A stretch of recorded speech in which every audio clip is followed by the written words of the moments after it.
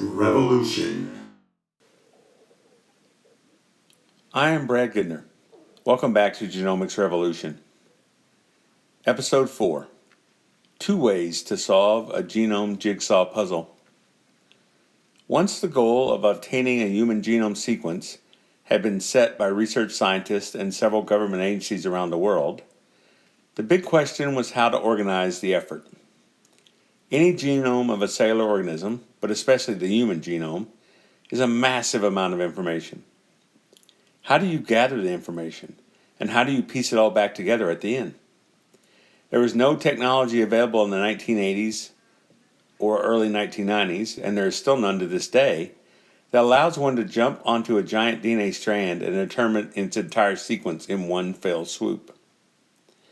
You have to break the genome into lots of pieces, figure out the sequence of all the pieces, and put all the sequences back together in the right order, so that the virtual genome equals the real physical genome.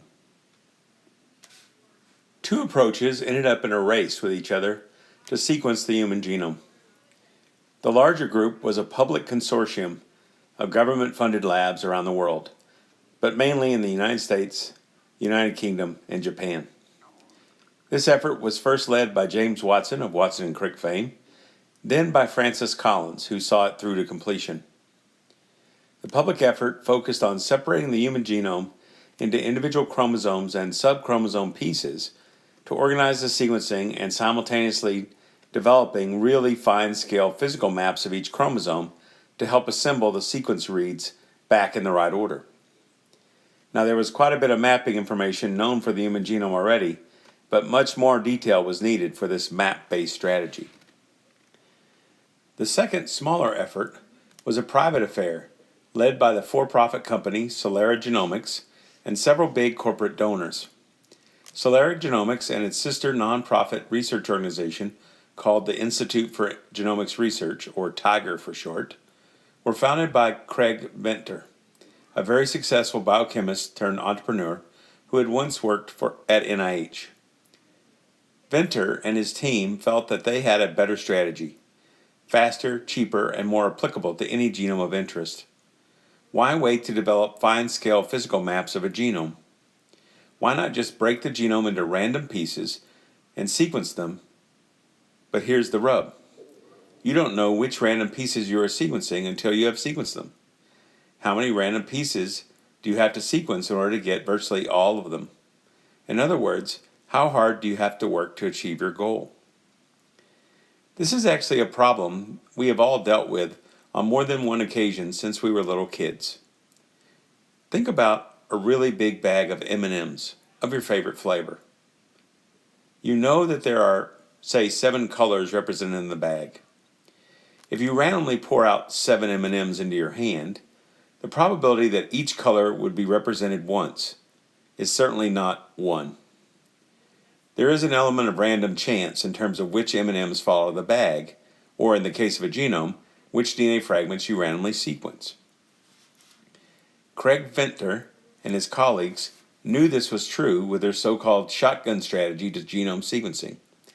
In fact, they made use of a statistical distribution called the Poisson distribution that simulates such random events.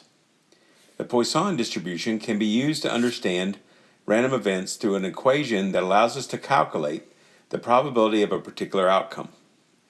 For example, if the average number of any particular M&M color in your sample is 1, what is the probability that any given M&M color was not seen at all?